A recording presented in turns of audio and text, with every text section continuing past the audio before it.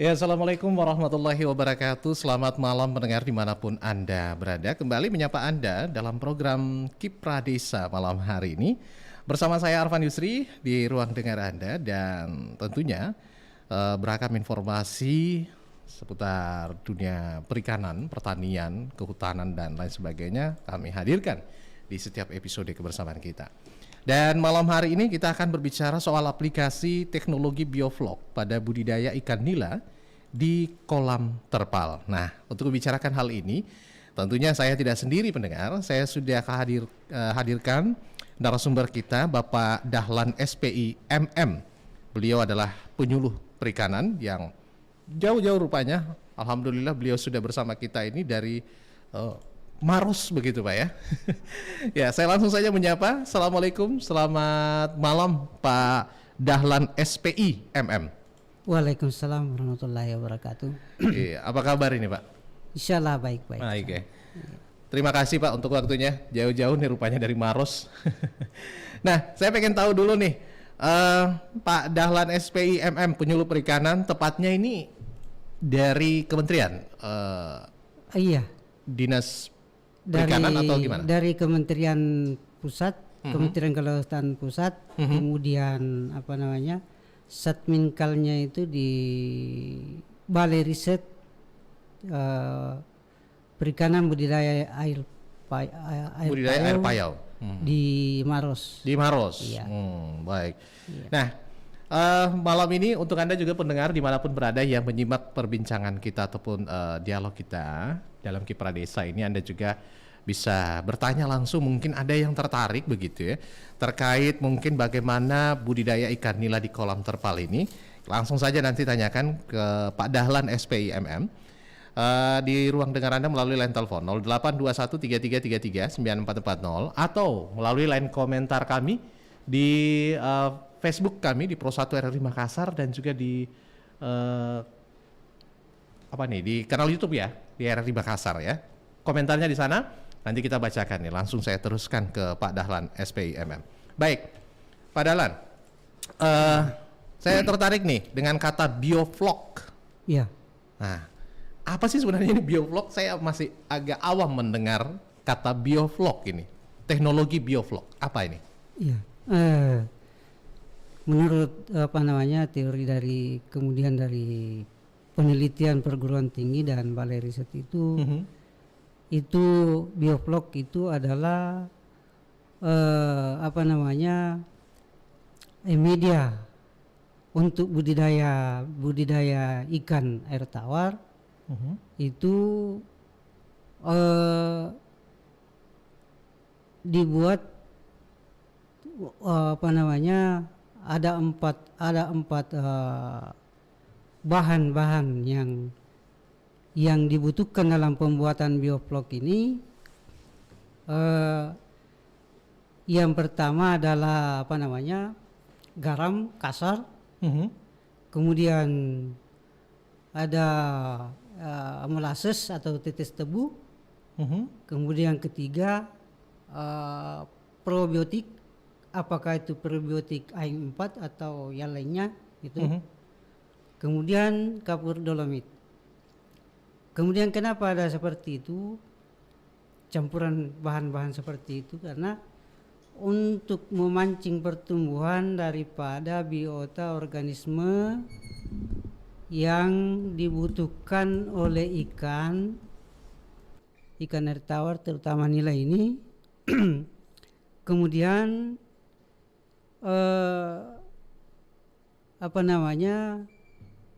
biota organisme yang dibutuhkan ini itu agar supaya bisa dimanfaatkan dengan baik oleh ikan. Kemudian kenapa ada bahan seperti itu adalah untuk mengurai daripada bahan-bahan organik yang ada di dalam kolam itu, apakah itu sisa daripada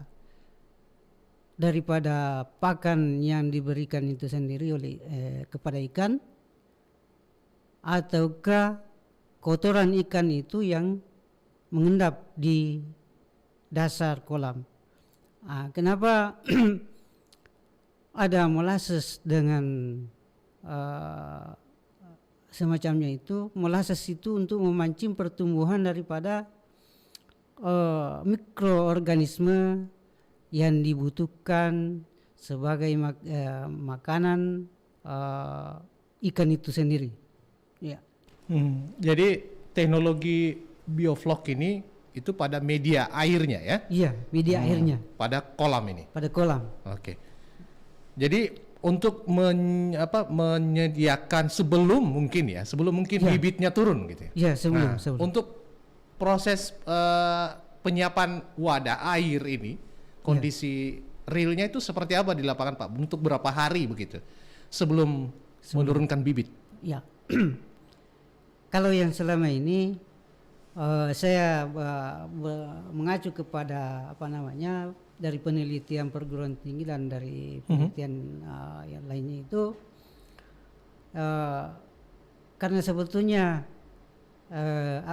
aplikasi dari bioflok ini itu saya lihat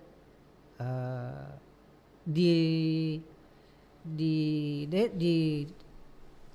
satu tempat itu mengaplikasikan bioflok ini agak beda-beda. Akan tetapi yang saya dampingi di wilayah kami itu di 3 kecamatan, Tandra Lili, Moncoloi dengan Tompok Bulu, itu sebelum mengaplikasi bioflok itu diaplikasikan terlebih dahulu kita sediakan medianya, wadahnya, wadah kan, lain wadah lain media. Wadahnya itu adalah kolam terpal. Kolam terpal itu. Ya. Kemudian masuk ke medianya itu media air. Medianya air. Ya, media air itu sebelum mengaplikasikan bioflok ini terlebih dahulu kita mengisi kolam sebagai wadah itu dengan air, terutama air tawar. Kemudian air yang digunakan ini sudah sedapat mungkin itu sudah steril, artinya sudah bagus. Apakah itu melalui penyaringan, apakah itu melalui penampungan sementara untuk mengendapkan daripada logam-logam berat yang terkandung dari yang dibawa oleh air itu. Kemudian air yang digunakan itu bisa dari sungai, bisa dari sumur, apakah itu sumur bor atau sumur yang lainnya gitu. Kemudian kalau ditanya aplikasinya, sampai ke aplikasinya ini setelah wadah kolam plastik diisi air ini sampai setinggi sampai 80 sampai 1 meter, itu didiamkan sampai 1 sampai 3 hari. Itu 1 sampai 3 hari ini yang saya dampingi di sana di petani. 1 sampai 3, kemudian selanjutnya diaplikasikanlah yang namanya tadi itu bahan-bahan bioflok yang terdahulu tadi saya sudah sampaikan itu. Dari apa yang saya lakukan dengan pelaku usaha budidaya di daerah itu di lapangan, kalau kita secara teknis mengaplikasikan daripada bahan yang dari untuk penyediaan bioflok ini, garam kasar itu sekitar itu 1 sampai 1,5 gram itu per meter kubik air. Per meter kubik air. Iya. Oke, untuk medianya ya. Untuk medianya. Iya. Tunggu dulu, mungkin sebelumnya bahwa apa sebenarnya manfaat dari penyediaan ataupun penggunaan teknologi bioflok ini, Pak. Apakah menyebabkan nanti pertumbuhan dari ikan nila atau bibit mungkin ya, ikan nila di kolam ini jadi lebih bagus pertumbuhannya, atau mencegah penyakit, atau apa ini dari manfaat dari bioflok ini? Iya. Pertama memang kalau dilihat dari segi pertumbuhan ikan dibanding dengan tidak menggunakan sistem bioflok ini memang ada perbedaan. Contoh di lapangan selama ini karena baru beberapa tahun saya ikuti, contoh di kolam air tawar itu yang tradisional tidak menggunakan bioflok, apakah itu di kolam tradisional plastik atau tanah, itu lambat pertumbuhannya. Lambat pertumbuhan. Dengan masa panen yang sama gitu ya? Iya, lambat. Istilahnya ya. Oh, lebih lambat. Dalam hal jenis besarnya ikan ya, pada ini. Lambat. Berapa perbedaannya, Pak? 30%? 40%? 30 sampai 40%. Misalnya di kolam itu yang tidak menggunakan sistem bioflok biasanya itu paling cepat 8 bulan baru bisa panen. 8 bulan, artinya 8 bulan. Butuh waktu yang lebih lama. Lebih lama. Oh. Nah, kemudian kalau pakai bioflok itu 5 3-4 bulan itu sudah bisa panen. 3-4 bulan sudah bisa panen. Sudah. Menginjak bulan ketiga itu sebetulnya sudah bisa panen. Sudah bisa ya? Iya. Sudah bisa. Sampai bulan keempat itu harus panen semua. Nah, itu salah satu keuntungannya ya. Jadi masa panen yang lebih cepat, ukuran dari ikan juga itu jauh lebih bagus begitu bagus. Ya. Sehingga berdampak pada nilai jualnya, Pak ya. Lebih tinggi. Okay. Nah, kemudian yang keuntungannya itu sistem bioflok ini itu tidak menggunakan banyak luas lahan. Bisa di teras seperti ini, bisa di pekarangan bisa, samping rumah, halaman rumah gitu ya. Yang penting ada ruang terbuka sedikit gitu ya. Bisa. Kemudian keuntungan yang saya rasakan itu harga jual daripada ikan ini yang bioflok dengan yang bukan dibudidayakan dengan sistem bioflok, ada memang rasanya, aromanya yang beda. Oh, sampai segitu? Iya. Lebih khas rasa dari ikan nila itu juga ya? Iya. Oh. Lebih gurih yang pakai bioflok. Bukankah itu berpengaruh dari faktor makanan pakannya sendiri, Pak? Atau gimana? Itu jelas ada pengaruhnya dari situ. Karena memang pakannya sendiri itu memang agak gurih, agak harum. Baik, menelisik tadi mungkin Bapak menyampaikan tadi beberapa daerah di Maros yang menjadi daerah atau mungkin tempat Anda menyuluh begitu Pak ya? Iya. Pada para daerah Tanra Lili dan Tanra Lili, Monconloy dan Tompo Bulu. Nah, dari beberapa informasi yang saya ketahui mungkin tentang budidaya ikan nila untuk mengawalinya itu dari narasumber saya juga nih pernah ada datang terkait tambak ikan seperti ini. Untuk memulainya itu adalah faktor air. Berarti beberapa daerah yang cocok itu memang faktor utamanya adalah air. Itu yang menjadi pertimbangan pertama ya sebelum memulai budidaya ataupun mencoba untuk terjun dalam budidaya ikan nila ya. Karena faktor air ini yang ini. Oke. Baik. Saya mau lihat dulu Pak, ada komentar dari pendengar kita yang mungkin menyimak. Nah, ini ada Pak Usman Daeng Ali. Semangat katanya Pak Dahlan. Oke, terima kasih. Semangat Pak Dahlan. Dan Anda juga bisa bergabung di 082133339440 kalau pengen tahu lebih lanjut seperti apa untuk memulai budidaya ikan nila di kolam terpal. Kolam terpal ini ukuran standarnya minimal kita bisa memulainya dengan ukuran yang bagaimana, Pak? Yang sekarang ini yang saya dampingi rata-rata di pelaku usaha di bawah ini 3 dan 4. 3 meter persegi. Iya, diameter 3. Diameter 3. Iya. Dengan 4. Itu yang sekarang berhasil. 3 meter, diameter 3 meter ini iya. Untuk daya tampung berapa bibit ini atau ekor ikan? Sebaiknya diameter 3 itu 500 ekor, kemudian diameter 4 itu bisa sampai 1000. Oh, justru 2 kali lipat begitu bisanya ya, 4 meter itu ya. Kemudian untuk pemilihan bibit ikan nila sendiri gimana itu Pak? Untuk memasukkan mungkin yang selama ini Pak Dahlan selalu anjurkan mungkin. Adakah jenisnya ikan nila juga nih? Ada. Ada memang jenis ikan nila. Mungkin sebagai gambaran di lapangan bahwa yang cocok ya. Iya. Dikembangkan ikan nila jenis apa nih? Atau mungkin ada satu jenis saja ikan nila?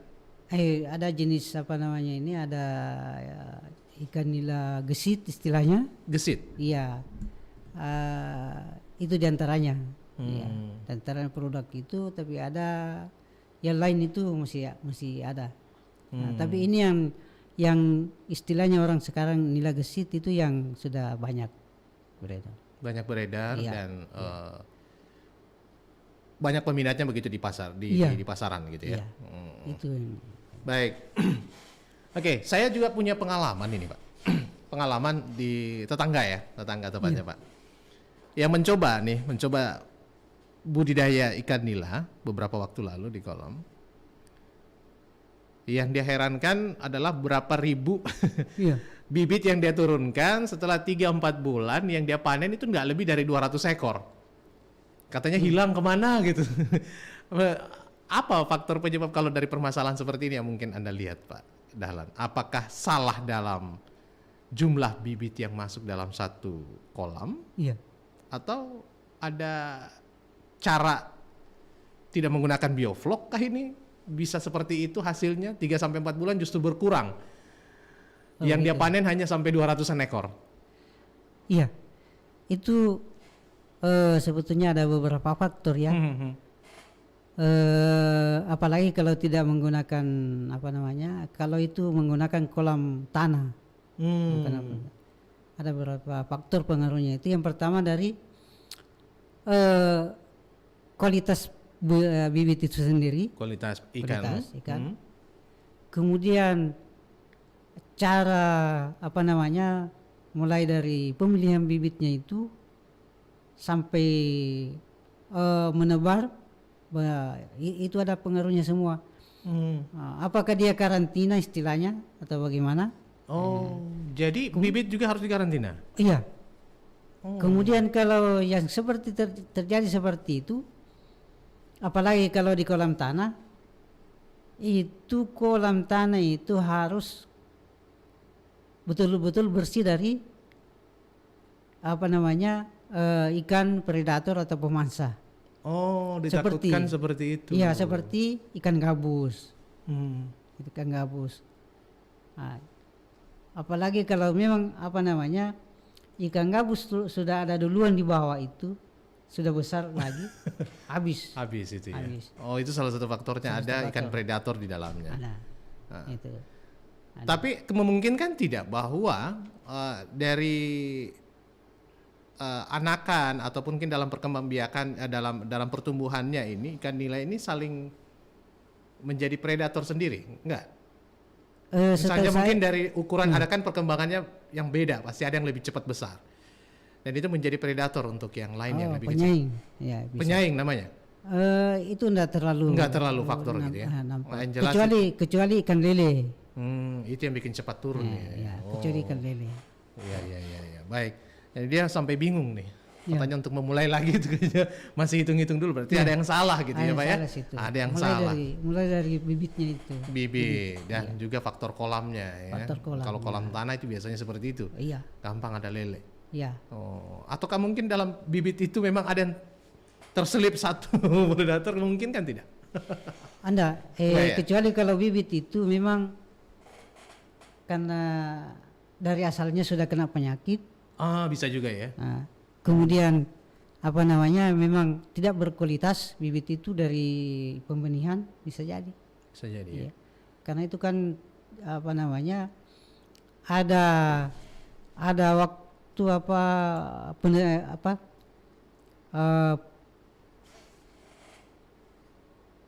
pembenihan itu ada misalnya pembenihan atau pembibitan yang lahir pertama, kedua, ketiga dan sekian.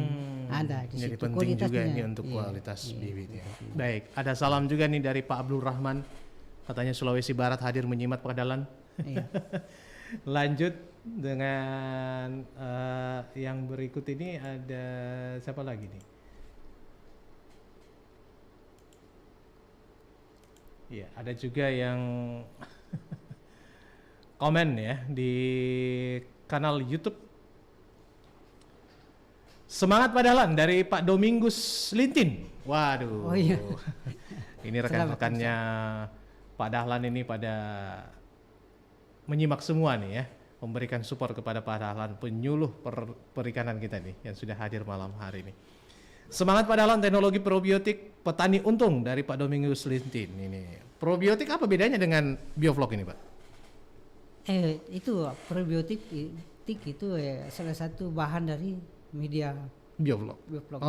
Yang saya sebutkan tadi ada 4. Iya, itu salah satu yang digunakan untuk teknologi Biofloc ini ya. Perkembangan Biofloc sendiri ini di Sulawesi khususnya kita tidak berbicara mungkin kalau Padalan menilai nih beberapa tahun perkembangan teknologi Biofloc ini menguntungkan tidak untuk para petani ikan nila? Iya. Sangat. Kalau saya lihat itu menguntungkan memang. Menguntungkan. Iya. Khususnya dari waktu tadi ya. Waktu, tempat, kemudian waktu panennya itu juga bisa. Kemudian cara pengawasannya juga bagus, mudah. Gitu. Dibanding dengan di kolam tanah. Itu pengawasannya yang bagus. Baik. Kalau kita memulai juga nih dengan kolam terpal, apakah hanya membutuhkan satu kolam? Ya, misalnya untuk pemula nih Pak, membutuhkan kolam satu saja atau memang setidaknya dimulai dengan 2 atau 3 kolam? Kalau dengan asumsi bahwa ya seperti tadi mungkin ada pemisahan begitu agak besar, pindah ke kolam 2, pindah ke 3, apa tidak perlu? Kalau Biofloc nggak perlu, satu kolam saja nggak apa-apa. Kolam saja bisa. Satu kolam saja bisa. Ya. Untuk pakan sendiri, untuk mensuplai kebutuhan pertumbuhan ikan nila yang baik, pakannya berapa kali nih? Atau mungkin ada pakan khusus juga nih? Kalau pakan memang ada pakan khusus untuk nila. Ada dari mereknya dari Sinta itu. Kemudian pemberian pakannya itu bisa 2 kali dalam 1 hari. Minimal? Iya, saya pagi, sore. Kemudian pakannya itu kan mengandung juga kandungan proteinnya itu. Ada kandungan protein 30, 20 sampai 20 sampai 30 itu. Jadi itu juga tergantung di kandungan protein pakan yang diberikan. Ya. Makin banyak proteinnya makin sering makin bagus pertumbuhan. Iya, misalnya. Yang perlu dihindari untuk budidaya ikan nila ini Pak, apa? Penyakit apa nih yang paling sering menghantui para petani ikan nila? Iya. Baik. Kalau penyakit yang selama ini saya dapatkan di lapangan seperti pengalaman teman-teman, ada salah satu pengusaha itu yang punya kolam biofloc plastiknya diameter 4 itu sudah 10 sekarang. Pengalaman di situ karena dia ada yang mendampingi selain penyuluh, ada pengusaha yang mendampingi selain saya waktu pertama itu awal. Anggapannya mereka itu bahwa kolam plastik itu, kolam terpal itu sudah biofloc. Sehingga berani melakukan itu. Setelah berjalan 1 bulan 2 bulan, mereka hampir gagal.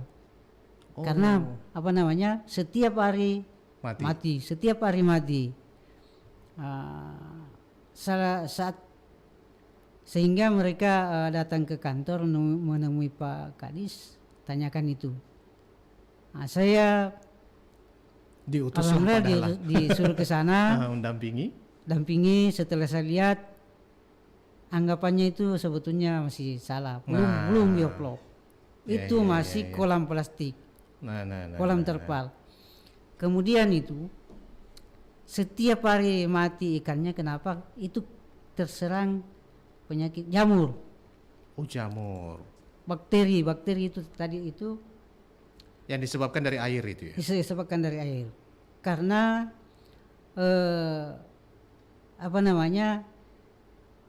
dari awal itu dia tidak sterilkan wadahnya. Itu pentingnya. Itu penting. Jadi dia tidak sterilkan kolamnya itu. Kalau dia kolam itu disterilkan, itu kan dirinsoi dulu, dicuci memang dulu. Dicuci bersih.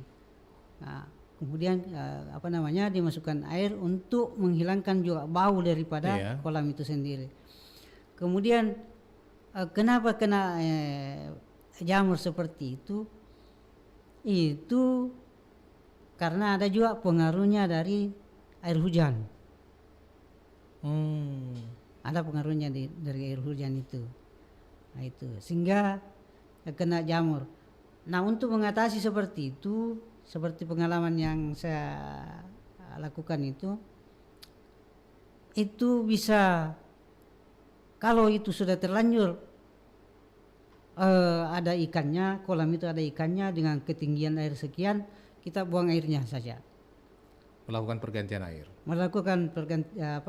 Pengurangan air sampai level 10 sampai 15 cm. Kemudian berikan garam. Dalam satu kolam itu bisa diberikan sampai 1 kilogram. Baik. Karena kita ketahui garam itu penetrasi jamur gitu ya. Iya. Baik. Ada waktu juga ini semakin sempit Pak Dahlan. Mungkin untuk komentar-komentar rekan-rekan Anda yang menyimak ataupun juga para petani dimanapun berada, khususnya yang ingin juga budidaya ikan nila nih. Ada mungkin pesan kepada seluruh petani budidaya ikan nila dimanapun berada malam hari ini sebelum kita closing. Terima kasih. Saya sebagai penyuluh perikanan yang mendampingi petani-petani sebagai pelaku usaha budidaya di daerah, itu saya berpesan kalau mau melakukan kegiatan budidaya ikan nila maupun ikan lele atau ikan air tawar ini, yang pertama harus dipersiapkan adalah persiapan wadah atau kolam. Apakah itu kolam tanah atau kolam terpal. Kemudian kalau mau melakukan budidaya seperti itu, seharusnya memilih dan melihat sumber dari bibit itu sendiri. Itu kemudian